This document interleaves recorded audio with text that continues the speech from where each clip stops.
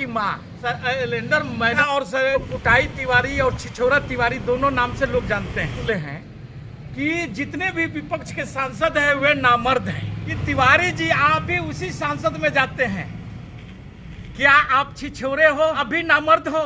क्या उस सांसद में अटल बिहारी वाजपेयी रहे हैं, वह भी नामर्द थे? प्रधानमंत्री मोदी भी उसी सांसद के प्रतिनिधित्व करते हैं और उसी सांसद का नेता है, क्या वह भी नामर्द हैं? जवाब देना होगा तिवारी जी आपको। आप कम से कम 20 से 25 लाख जनता के वोटों से जीत करके आए होंगे और तब सांसद बने हैं। जनता के विश्वास की आपने हत्या किया है। हमारा ऐसा सांसद भी है, इतना छिछोरा सांसद है जो सांसद भवन में जाकर के, सांसद के गलियारे में जाकर के सांसद को गाली देता है। जब विपक्ष की 2012-13 में मनमोहन सिंह का सरकार था और सिलेंडर हमारा देश में 412 रुपये में मिलता था, तो ये भांगड़ा डांस करती थी रोड पर बैठ करके, सिलेंडर लेकर के, माथे पर लेकर के।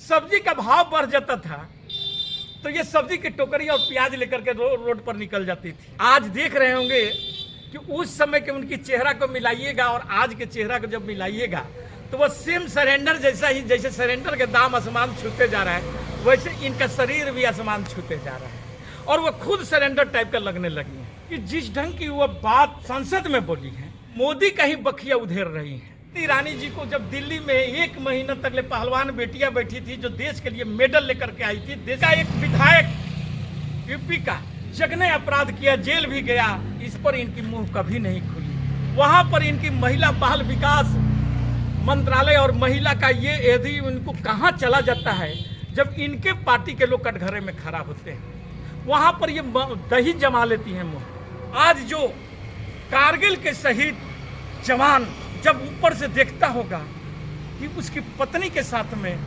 नंगे लोग रोड पर घुमाए हैं, उसकी आंख से आंसू नहीं खून टपक रहा होगा। इन लोगों के लिए लड़ा और आज हमारी पत्नी की रक्षा नहीं की जा रही है मणिपुर में, उससे नंगे घुमाया जा रहा है। हमारी ये निर्दयी सरकार मणिपुर की दर्द भरी कहानी को जनता के सामने लाना नहीं चाहती है। अच्छा सर, ये एक बात बताइए कि अभी मणिपुर को लेकर जिस हिसाब से स्मृति ईरानी पार्लियामेंट में हमलावर हुए, जो तिवारी जो हैं ऐसे तल्ख शब्दों से जो प्रयोग किया, क्या ये लग रहा है कि राजनीतिक गलियारों में ये सही है?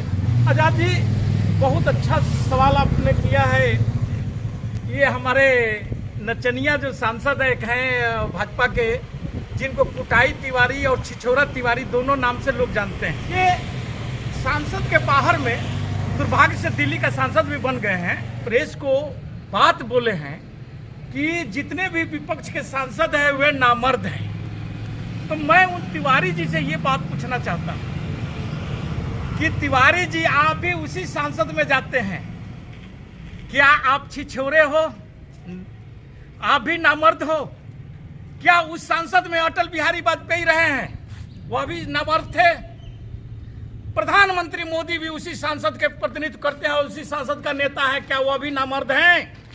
जवाब देना होगा तिवारी जी आपको। जनता आपसे सवाल पूछ रही है, आपकी हिम्मत कैसे हुई? आपको यह अधिकार किसने दे दिया कि आप किसी सांसद को नामर्द कहें? आप कम से कम 20 से 25 लाख जनता के वोटों से जीत करके आए होंगे और तब सांसद बने हैं। उन जनता के विश्वास की आपने हत्या किया है। उस जनता को आज आहत पहुंची है, चोट पहुंची है कि हमारा ऐसा सांसद भी है, इतना छिछोरा सांसद है जो सांसद भवन में जाकर के, सांसद के गलियारे में जाकर के सांसद को गाली देता है। क्या विपक्ष कौन सा गुनाह कर दिया है तिवारी जी? विपक्ष ने तो यही तो पूछा है आपसे और प्रधानमंत्री से तो यही सवाल कर रहा है कि आप आ करके जो भारत का एक अंग है मणिपुर, इस पर आकर के 2 लाइन संसद में बोल दीजिए। प्रधानमंत्री जी के ऊपर आसमान नहीं गिराने के बोल रहा है, बिजली नहीं गिरा रहा है विपक्ष। प्रधानमंत्री हमारे देश का सर्वोच्च पद पर बैठे हैं, उनसे सवाल करना और उनसे जवाब लेना हर भारतीय का अधिकार है और प्रधानमंत्री को देना होगा ये जवाब। आखिर के ये अविश्वास प्रस्ताव लाने का कारण क्या पड़ा है? विपक्षी सांसदों को जब हमारा प्रधानमंत्री मुख्य समस्याओं पर मुंह बंद कर लेते हैं, चुप्पी साध लेते हैं, मौनी बाबा बन जाते हैं, तो उन लोगों के पास में इनका मुंह खुलवाने का दूसरा कोई जरिया नहीं बचता है। एक बार 2018 में भी अविश्वास प्रस्ताव लाया गया था, प्रधानमंत्री जी उस समय भी तानाशाही रूल अपनाए हुए थे, और आज फिर एक बार देश में अपनी तानाशाह छवि उभारने का प्रयास किए हैं, और इसलिए उनके खिलाफ में अविश्वास प्रस्ताव विपक्ष लाया है। उन्हें अब तो जवाब आकर के देना ही होगा। लेकिन तिवारी जी के इस बयान से पूरा देश आहत हुआ है। दूसरी तरफ इनके एक और मंत्री हैं, पारबाला की मां, और उस सांसद भी हैं, और संजोग से राहुल गांधी को हरा करके वो आई हुई है। आप इनका बारे में जानते ही होंगे कि इनकी बेटी गोवा में, कि जब विपक्ष की 2012-13 में मनमोहन सिंह का सरकार था और सिलेंडर हमारा देश में 412 रुपये में मिलता था, तो ये भांगड़ा डांस करती थी रोड पर बैठ करके, सिलेंडर लेकर के माथे पर लेकर के। सब्जी का भाव बढ़ जाता था तो ये सब्जी की टोकरी और प्याज लेकर के रोड पर निकल जाती थी। आज देख रहे होंगे कि उस समय के उनकी चेहरा को मिलाइएगा और आज के चेहरा को जब मिलाइएगा तो वह सेम सरेंडर जैसा ही, जैसे सरेंडर के दाम आसमान छूते जा रहा है, वैसे इनका शरीर भी आसमान छूते जा रहा है, और वह खुद सरेंडर टाइप का लगने लगी है।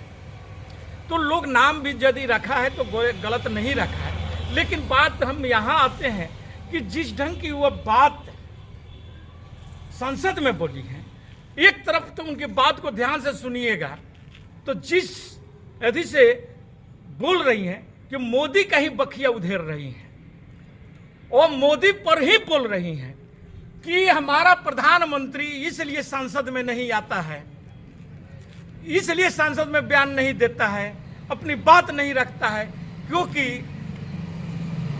बंगाल जल रहा है, राजस्थान जल रहा है और छत्तीसगढ़ जल रहा है। ये विपक्ष की सरकार है, यहाँ भाजपा की सरकार नहीं है। तो इन लोगों का लाजमी है कि इन लोगों को, ये लोग चाहते हैं कि इस पर भी सवाल हो। लेकिन मैं स्मृति ईरानी जी से ये पूछना चाहता हूँ, हमारे देश के मंत्री हैं, एक निर्वाचित होकर के आने वाले सदस्य संसद में बैठते हैं और उनसे अपेक्षाएं ये रखी जाती है कि वह वहाँ मर्यादा को बनाए रखेंगे, लेकिन ये लोग जा करके संसद में सत्ता के नशा में चूर होकर के जिस ढंग से मर्यादाओं को भंग कर रहे हैं, तहस नहस कर रहे हैं, देश की छवि को बिगाड़ रहे हैं। ये आज डिजिटल इंडिया है, डिजिटल युग है, और हर चीज़ों को लोग देश और विदेश में सभी जगह पर देखते हैं, और हमारी देश की क्या छवि बनती होगी जब ये जन की बात हमारी स्मृति ईरानी जी चिल्ला करके ऐसे बोल रही हैं। लेकिन इसी स्मृति ईरानी जी को जब दिल्ली में 1 महीना तक ले पहलवान बेटियां बैठी थी, जो देश के लिए मेडल लेकर के आई थी, देश के मान और सम्मान को बढ़ाई थी, उन पर आज तक इनका मुंह नहीं था। आप देखे होंगे कि इन्हीं का एक विधायक यूपी का जो जघन्य अपराध किया, जेल भी गया, इस पर इनकी मुंह कभी नहीं खुली। वहां पर इनकी महिला बाल विकास मंत्रालय और महिला का ये यदि इनको कहाँ चला जाता है जब इनके पार्टी के लोग कटघरे में खड़ा होते हैं, वहां पर ये दही जमा लेती हैं मुंह। लेकिन जो संसद में बयान बोली हैं, जो बात बोली है, बात वे चीज बहुत बड़ी बात है। वे जो इस ढंग की बात कही, तो एक तरफ तो यही देश को लग रहा है कि प्रधानमंत्री जी विपक्ष से प्रधानमंत्री वाला ही आचरण करने की बात सोच रहे हैं, कि प्रधानमंत्री जी विपक्ष के राज्यों में यदि किसी प्रकार की अपराध बढ़ा है तो उस पर वे लोग नहीं बोल रहे हैं। उसका पहले ये प्रधानमंत्री जी और सत्ता पक्ष चर्चा कराना चाहता है, लेकिन सत्ता पक्ष से विपक्ष का ये विचार है कि मणिपुर जैसा हालात देश में अन्य राज्यों में नहीं है। इस चीज़ को सत्ता पक्ष को समझना होगा। क्या बंगाल में भी 50,000 लोग शिविरों में जाकर के वास कर रहे हैं? क्या बंगाल में भी हजारों की संख्या में लोगों की घर जलाई गई हैं? क्या 100-200 लोग वहां मर गए हैं? या राजस्थान में ऐसी हुई है या छत्तीसगढ़ में हुआ है? यदि ऐसा हुआ है तो आप प्रमाण लाइए और वहां पर बहस कराइए। कौन रोक रहा है? आपकी सरकार है। आप तो चाहे तो ऐसी यदि स्थिति है जो मणिपुर में है, जहां पर आप लोग एक मुख्यमंत्री को नहीं बदल रहे हैं, वहां पर एक जो उसके देख रेख में उसके जो हमारे विदेशी मीडिया और विदेशी कुछ वरिष्ठ लोग जिस ढंग की बात बोले हैं कि ये वहाँ पर जो मणिपुर की जो घटना है वह प्रयोजित घटना है और सरकार द्वारा प्रयोजित घटना है, जो बहुसंख्यक लोगों को पक्ष लेते हुए वहाँ के अल्पसंख्यकों पर अत्याचार ढाया है। आज जो कारगिल के शहीद जवान जब ऊपर से देखता होगा कि उसकी पत्नी के साथ में नंगे लोग रोड पर घुमाए हैं, उसकी आंख से आंसू नहीं खून टपक रहा होगा और सोच रहा होगा कि काश मैं इस देश के लिए लड़ा, इन लोगों के लिए लड़ा, इन जो सत्ता में बैठे लोगों के लिए लड़ा, इनके इशारे पर लड़ा था। और आज हमारी पत्नी की रक्षा नहीं की जा रही है मणिपुर में, उससे नंगे घुमाया जा रहा है। उस शहीद के क्या गुजर रहा होगा ये आप लोग खुद समझिए और सोचिए इस चीज़ों को। लेकिन हमारी ये निर्दयी सरकार मणिपुर की दर्द भरी कहानी को जनता के सामने लाना नहीं चाहती है। और जब तक वह जनता के सामने भी ये मोदी सरकार आकर, मोदी जी आकर के बोलेंगे नहीं, सदन में बोलेंगे नहीं, हमें तो नहीं लगता है कि विपक्ष हार मानने वाला है। विपक्ष की लड़ाई चलेगी और जीतेगा इंडिया, जीतेगा इंडिया। जय हिंद, जय भारत। अगर मैं उनके बारे में यदि कुछ बोला हूँ गलत तो उसे हमें हमारी जनता माफ़ करेगी।